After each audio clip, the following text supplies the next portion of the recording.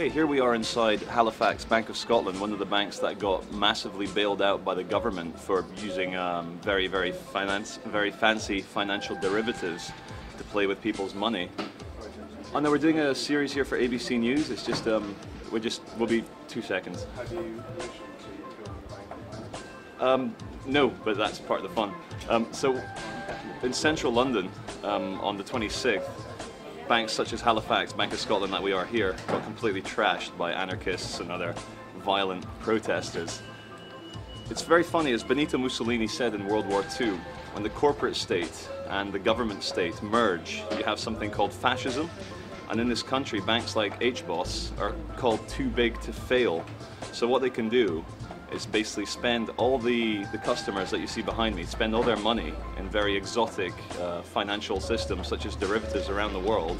And when they lose all that money and they're about to go bust in a capitalist society, oh no, could you please not touch your equipment? That's actually, you're not allowed to touch people in public. It will be 2 seconds. So the staff here, because they are obviously upholding this criminal system of the corporations taking people's money from taxation to basically bail out the bank, it's they do get quite stressed when we film in here.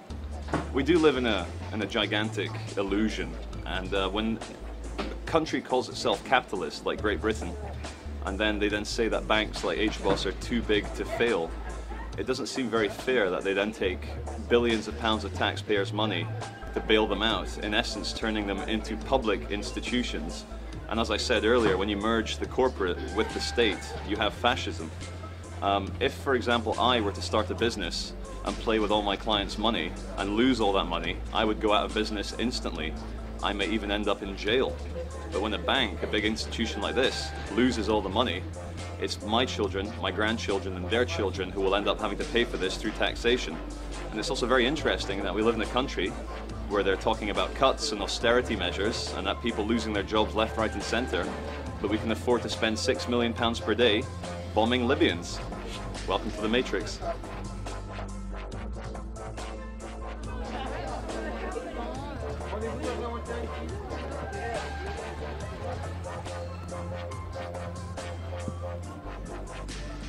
Hi everyone, here we are inside Barclays Bank. I'm happy to announce that Barclays were actually quite nice. Excuse me. In terms that they didn't. Oh no, please. Sorry, you no, can't. Please don't touch the camera. Don't touch the camera. You're not allowed to touch us. That's assault.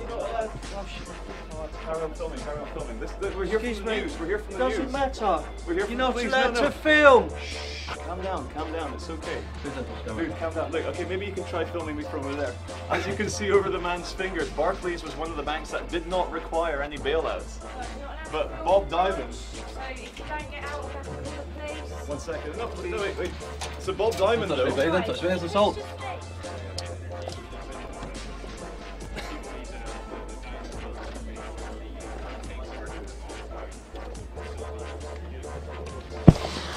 Thank you.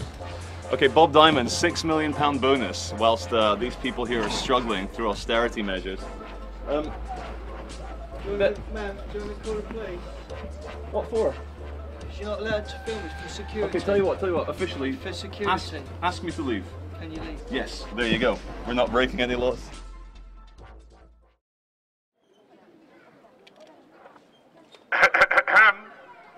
Ladies and gentlemen, welcome to Great Britain. In this wonderful capitalist society, it's not the people that rob the banks. It's the bank that robs you. It's a very funny joke. Ladies and gentlemen, because the bankers and all their friends in government played a bit too much with all your money, we're afraid you're going to have to tighten your belts a little bit, lose your jobs, have a lower standard of living, whilst your taxpayers' money which has already been used to bail out the banks for billions of pounds, will continue to merge the corporate state with the government state to bring about financial fascism. And whilst the rest of us struggle with our lives, we lose our jobs, we can't afford to pay the mortgages, public sectors have all their jobs cut. The bankers, and for example, Bob Diamond, sorry, Sir Bob Diamond, because he's knighted by the Queen, because he's better than you peasants. Sir Bob Diamond, Chief Executive Officer of Barclays, took home a bonus, this isn't his basic salary, a bonus on top of his salary of £6 million. Because Bob Diamond is better than us, because it's very important that he maintains his luxury yacht in the Caribbean. It's very important that he sends his children to the best schools and flies around the world in private jets. What the government and Sir Bob Diamond are doing, they are sending a very massive FUCKU to the British population. And because most of us are too scared and too worried about losing our jobs to actually say anything about it, the criminal banksters and their puppet friends in government are laughing all the way to their secret banks in Switzerland. Ladies and gentlemen, there is an alternative. And as we saw in the Great British Insurrection of 26th of March 2011, 500,000 people marched through London, smashed up the banks, smashed up a few major corporations, and actually made headlines. But these people get called criminals. They get called hooligans. But when the banks and their puppets in government, David Cameron, George Osborne, Nick Clegg, Vince Cable, all the other little corporate whores in the capitalist gangbang, when they decide, in this economic climate, to spend £6 million per day, for image. My face is covered for image. Look, I'm not trying to hide it. It's just for image. When this government spends £6 million per day bombing Libya, something is very strange.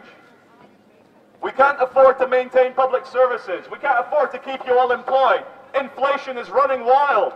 People are losing their houses left, right, and center because these banks played around with your money through exotic financial systems called derivatives, and they lost it all, but that's okay because we bailed them out. These banks, ladies and gentlemen, are too big to fail, which I guess means that we're too small to succeed.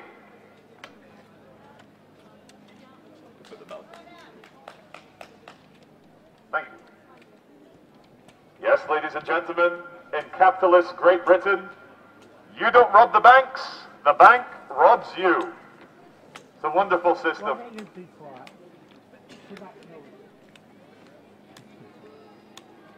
Yes, ladies and gentlemen, sorry for bothering your nice shopping experience.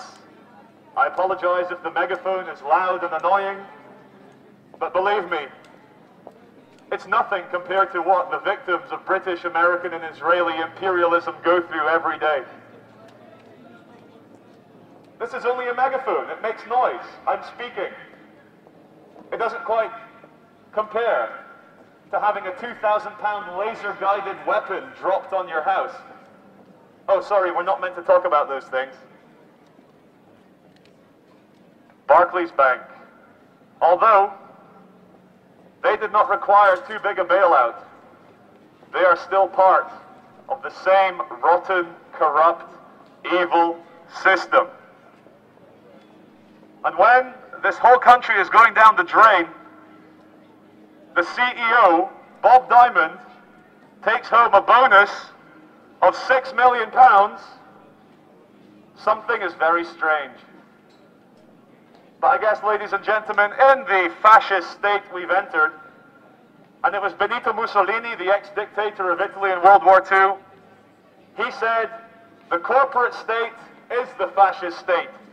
So when you merge the big financial industry with big government, you have fascism. When the government decides that certain banks are too big to fail, We have a system approaching Soviet Russia. The full merging of the corporate and the governmental. Yes, ladies and gentlemen, please break through the illusion. Please start getting your information from other sources. This isn't a free country with democracy. We are living in a livestock management program, and we are all the livestock. My advice to you now, seeing as our government cannot be trusted to not bomb people around the world, is to stop paying your taxes. And if you work a job where they gather taxes at source before it enters your bank account, it's time to change jobs. And we strongly advise anyone who is struggling because of the economic collapse to pay their mortgages. We strongly advise you to barricade your house, turn it into a fortress, and stop paying your mortgage. When it's the very banks that caused this problem are then asking for more money for your mortgage after they played around with all that money, it's important to tell them to piss off. Your life has value, and stop complying. Anyway, that's all I've got to say. Enjoy your shopping, and sorry for